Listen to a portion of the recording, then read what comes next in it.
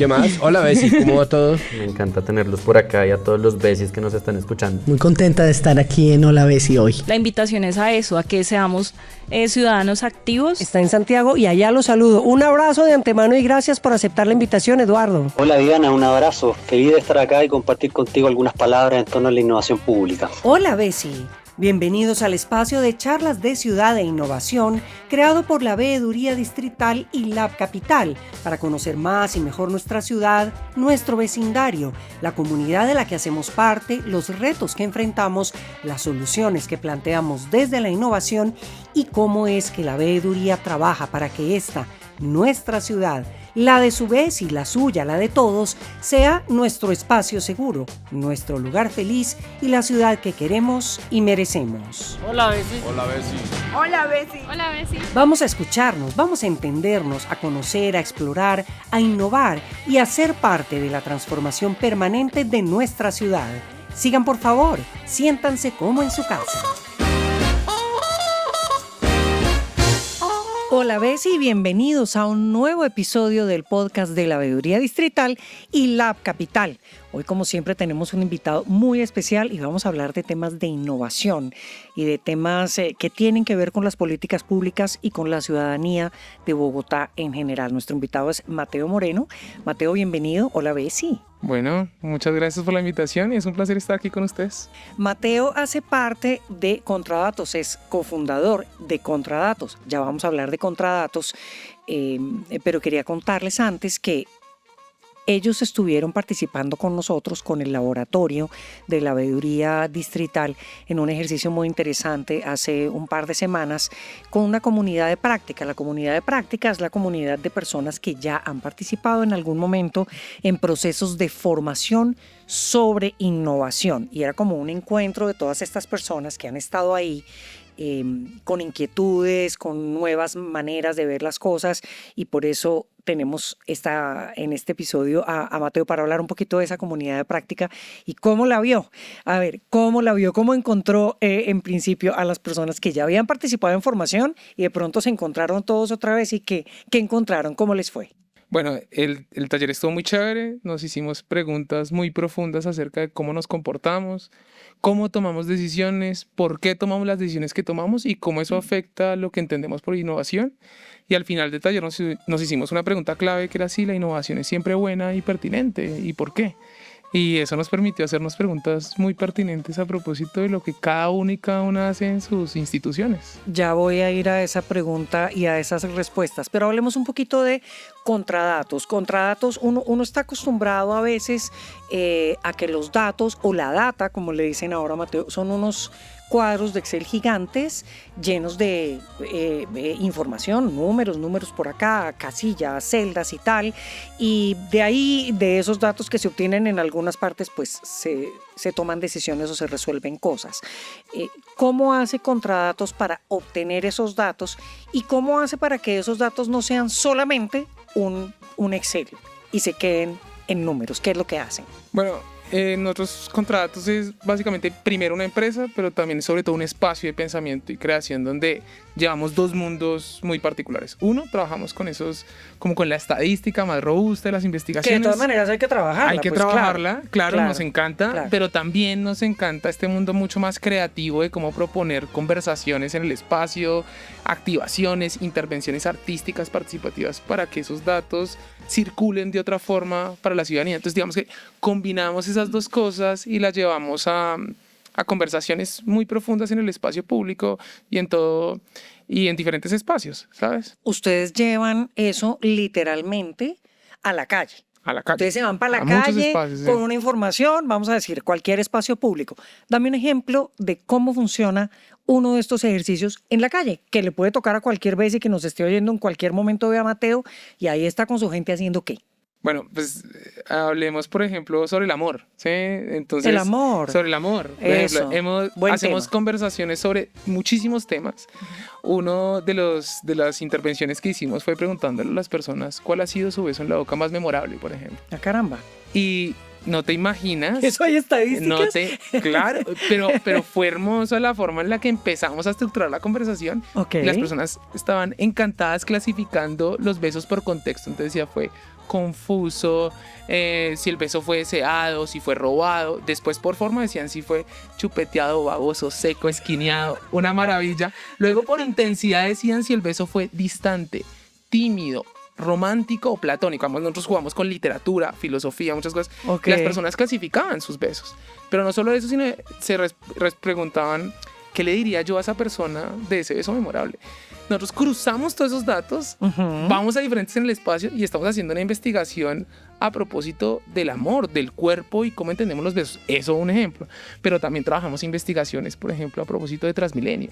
Cómo funciona todo este tema de colados en Transmilenio, los objetos voluminosos. Entonces, a través de las intervenciones también hacemos investigaciones muy rigurosas y conseguimos información para luego retroalimentar. Entonces, trabajamos muchos temas. Temas como ese del amor nos da para otros episodios Buenísimo, varios. buenísimo. Ese me pareció lindo. Por ejemplo, el tema de Transmilenio, que es un muy buen ejemplo. ¿Cómo se traduce esto ya, esta conversación de calle? Ustedes procesan la información. Todo lo procesamos. Y obviamente la idea es que esto se traduzca en políticas públicas o en algún tipo de acción Claro, de las entidades claro.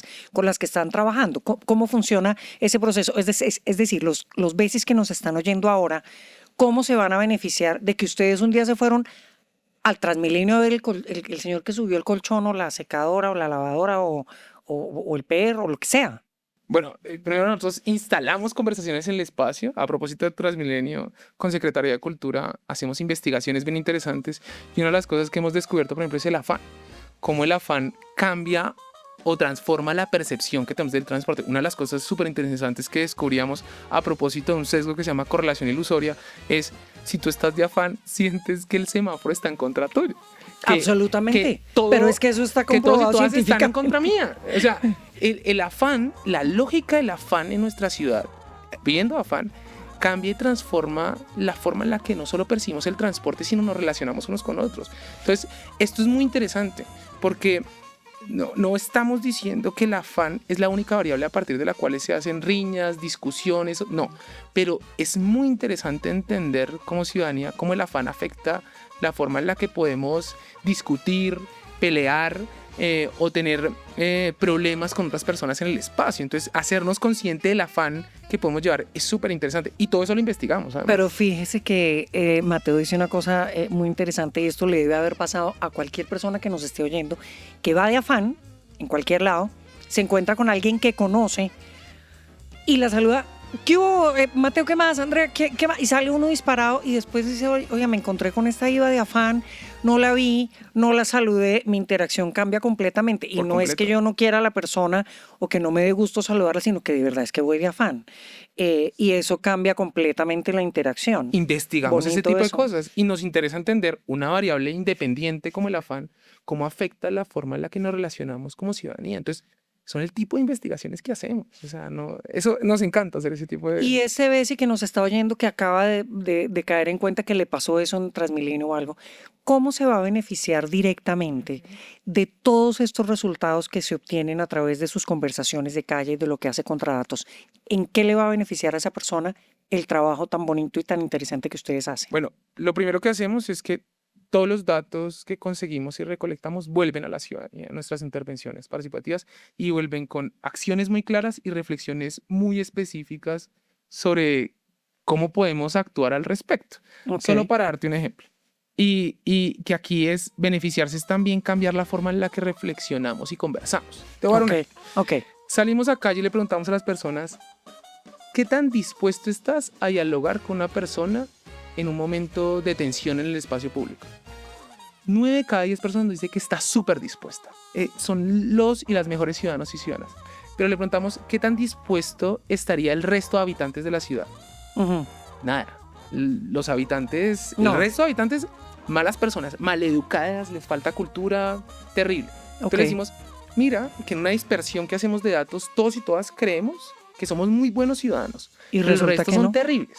Entonces la pregunta es, ¿quién son los demás? ¿Dónde están? Si el peor ciudadano Claro. siempre es otro, la pregunta es dónde están. Y a partir de dispersión de datos en el espacio, hacemos esa reflexión. Y es súper interesante porque beneficiarse no es solo dime qué hago. Beneficiarse es también cambiar la forma en la que conversamos en el espacio. Y eso es como, uy, quizá yo debería dudar también de mis propias convicciones. Claro, porque yo puedo estar convencida de que yo soy súper buena ciudadana, yo estoy súper dispuesta a conversar, pero todos los demás son patanes y todos los demás no paran. Claro, ¿y quiénes son los demás? Porque Claro. si siempre es alguien más. Si todos ellos están pensando lo mismo que yo, pues el Mira, problema es cuando mayor. hacemos esa instalación es súper interesante porque todo el mundo dice como, no Ay, sí. soy tan diferente como creo que soy. Y esto es interesante Bonito. porque pone algo sobre la mesa y es un poco para construir agencia, ciudadanía, otras relaciones en el espacio público, pues tenemos que cambiar también la forma en la que nos vemos a nosotros y nosotras. Lo que nos interesa ahí es como hay que dudar también de nuestro comportamiento, incluso anticiparlo.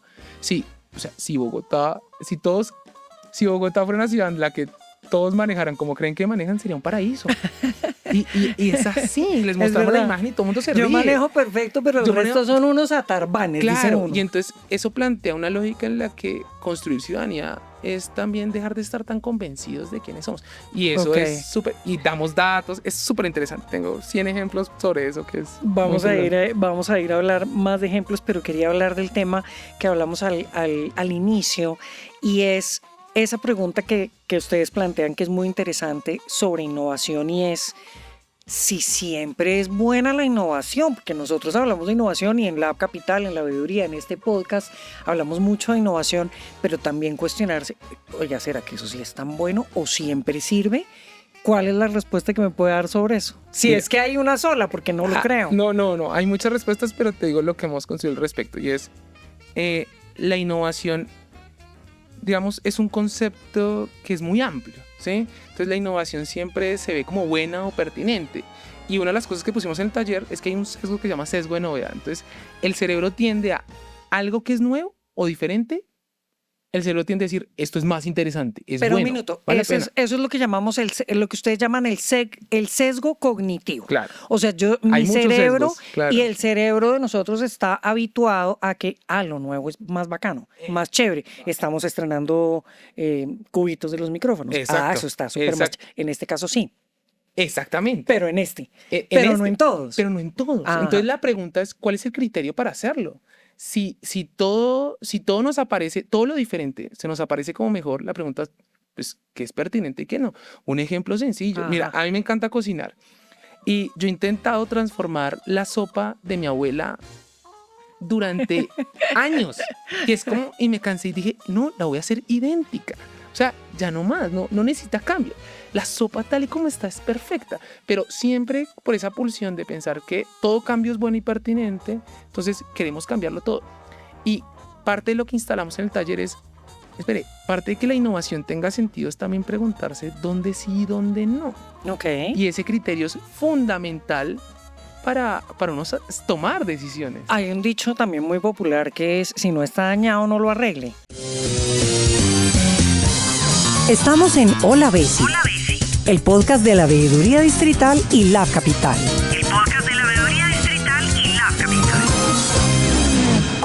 Hablando la sopa a la abuela, digamos. Si está buena, si está así impecable, pues ¿para qué le va a meter más cilantro? No sé. Exacto, Estoy exacto. diciendo, es un poco eso. Eso es. Y esos sesgos cognitivos que tenemos, ¿qué tanto afectan en un proceso de innovación? Por ejemplo, en una entidad pública. Hablemos de una entidad cualquiera, del distrito. ¿Cómo se afecta el proceso de innovación cuando yo estoy convencida o alguien está convencido de que toca hacerlo? Porque es que toca hacerlo, toca. Mira, esa pregunta que haces es muy, muy interesante. Les voy a proponer y les voy a dar un ejemplo. Dale. Un ejemplo con un experimento que nosotros hacemos, con datos. Entonces, hagan de cuenta todos y todas las personas que son oyentes y que están escuchando un experimento muy sencillo. Ustedes están en una mesa y alrededor hay muchas personas y en el centro hay unos punticos que son unos peces, digamos, y todos y todas son pescadores y pescadoras. Ok, Pueden ir a pescar al mismo río, ¿sí? ok. Y hay 50 peces en la mesa y hay 10 personas. Y yo les doy las siguientes instrucciones. Miren, todos ustedes son pescadores y pescadoras. Pueden pescar entre 0 a 5 peces y por cada 10 peces que quede se reproduce un pez. Si quedan 10, se reproduce uno. Si quedan 22. Y recuerden que están en época de sequía. Ustedes tienen que alimentar a su familia, amigos. Hemos hecho este experimento con más de 4.000 personas. Ajá. Mira, 9 de cada 10 personas coge entre 4 a 5 peces. ¿Qué significa? Todos y todas pescan, se acaban en Ahí, segundo, claro. no se reproducen más. Y después preguntamos, venga, ¿pero qué pasó? Porque pues es que la persona al lado estaba pescando más, yo no me puedo quedar sin peces. Claro, pero si pescábamos menos, pues Se podían eventualmente reproducir Claro. o cambiar Entonces, toda la situación. nosotros analizamos y tenemos varios experimentos donde ¿cuál es el primer recuerdo que queda en el cerebro? El primero que queda es alerta, hay que pescar ya. Sí, Hay que claro, pescar es como ya. una reacción inmediata, es Inmediata. normal. Y tú me dices, ¿y esto qué tiene que ver, Mate? Mira, este experimento lo hicimos el año pasado a propósito de los temas de sequía, a propósito del agua. Y hay un sesgo que se llama aversión a la pérdida. Hagan de cuenta la publicidad que le aparece a uno como últimas unidades, ya, lo necesito, Ah, claro. ya. Y después Sí. el cerebro dice, me lo merezco, para eso trabajo y todo. Pero aquí pasa algo bien interesante. Todos los cuentos que Sí, se mete uno, sí. Pero aquí pasa algo bien interesante, es pescamos y analizamos esto con el fenómeno del agua. Cuando nos dijeron en Bogotá, venga, Racionamiento. racionamiento de agua, o sea, ¿qué pasó?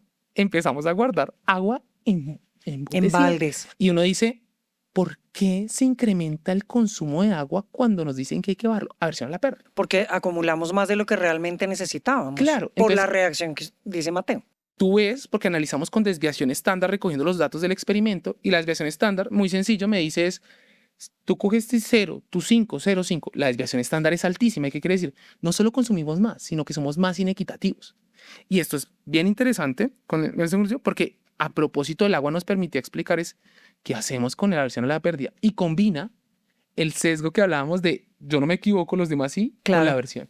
Claro. Eso nos permite entender muchos fenómenos. ¿Es pertinente siempre la innovación? Esa sería como mi última pregunta. No es siempre no pertinente, siempre. y lo que es pertinente es preguntarnos cuándo, cómo y por qué, y construir los criterios para saber cuándo lo es. ¿Qué tan fácil es que las entidades públicas o los funcionarios públicos hagan ese ejercicio de verdad de preguntarse de manera sensata? Yo sé que la innovación es chévere, yo sé que es valiosa, yo sé que es importante, pero en este caso tal vez no. ¿Qué tan fácil es eso? No es fácil. Cuando estamos en un mundo en que todo el mundo considera que toca innovar sí o sí, porque realmente esa es la idea que hay. Hay que innovar. Ok. No es fácil. No es fácil porque estamos con una narrativa muy fuerte. Hay que mostrar que estamos innovando. Hay que mostrar que todo el tiempo estamos Es cambiando. cierto. Es Y, cierto. y bajo esa narrativa es muy difícil distinguir, pero también hay algo que ocurre, y este lado de la ciudadanía que vamos escuchando que innovar, uno empieza a decir, pero ¿Pero qué? ¿qué es eso? Entonces, también el discurso empieza a ir en detrimento de lo cotidiano, ¿sí? La pregunta interesante para toda institución sería, ¿qué de lo que ya hay tiene sentido y funciona y que no, y es susceptible de transformarse? Y esa Claro, porque distinción es innovación no clave. solamente tiene que ser hacer algo totalmente nuevo, sino o mejorar o transformar las maneras en que se están haciendo las cosas y verlas desde otro punto de vista. No Claro. tiene que ser innovar, no necesariamente es todo nuevo. Claro, claro. Ok. Mira, yo solo un ejemplo muy pequeño. Yo crecí en un pueblo que se llamaba Supía Caldas, y hay una plaza donde se reúnen muchas personas. Ujú. Y recuerdo que durante mucho tiempo lo querían cambiar, transformar y todo eso, y después de un tiempo no ha cambiado. ¿Por qué? Porque ¿Que esa es la funcionaba? plaza que funciona, donde los abuelos y las abuelas se encuentran con niños, niñas, adolescentes, y cambiarla sería cambiar eso. Y Y es una entran ahí, tradición además. y entra en una conversación de, ¿es necesario? No. El dinero, siendo recursos públicos, no es mejor para otra cosa. Entonces, eso es interesante. Es muy, muy interesante. Mateo, pues tendríamos como muchas horas para conversar, pero vamos a seguir conversando. No, gracias. Este espacio es para eso, para hablar de innovación, para hablar de políticas públicas, de cómo se conversa en las calles en Bogotá. Ya entendí que usted se crió en Caldas, pero sé que es de Bogotá. Sí, sí. Entonces, antes de despedirlo y de agradecerle a usted y a Contradatos por acompañarnos en este episodio, hágame una recomendación de un buen plan en Bogotá para alguien que nos está oyendo. El plan de Mateo en Bogotá, ¿cuál es el planzazo? Bueno, justo ayer, porque estuvimos hablando de lectura, escritura y oralidad a propósito de la encuesta bienal, pues le recomiendo a las personas que vayan a todos los espacios de lectura que tiene el distrito. Hay un montón, ¿no? Las bibliotecas públicas de Bogotá, es impresionante cómo están equipadas. Hay espacios para que las personas vayan, experimenten. Entonces, sobre todo porque lo tengo acá, es las bibliotecas públicas de Bogotá tienen unas posibilidades gigantescas, y que como ciudadanía podamos saber para qué son, es importante. Y esto que es genial es para el encuentro ciudadano, para que personas diversas nos encontremos en el espacio, ¿sí? Para que hagamos planes diferentes y también salir un poco de casa y encontrarnos con lo distinto. Entonces, eso es una invitación que tengo en la cabeza.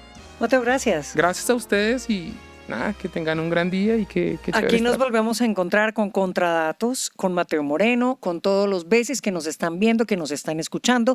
Gracias, como siempre, por acompañarnos en este espacio, en este podcast de la Veeduría Distrital y Lab Capital. Ustedes saben que todos los martes subimos un episodio nuevo. Lo pueden ver y oír en donde sea que ustedes oyen sus podcasts. Hasta entonces, muchas gracias. Chao, besis. Chao, chao. Gracias. Nos encontramos en el próximo episodio de Hola Besi. Recuerden, cada martes hay uno nuevo y lo pueden oír cuando quieran y en la plataforma que más les guste. Gracias a DC Radio, la emisora virtual del distrito, por acogernos y a ustedes por escucharnos. Hasta la próxima. Chao, Besi, que vuelva. Chao, Besi. Hasta luego, Besis. Saludos.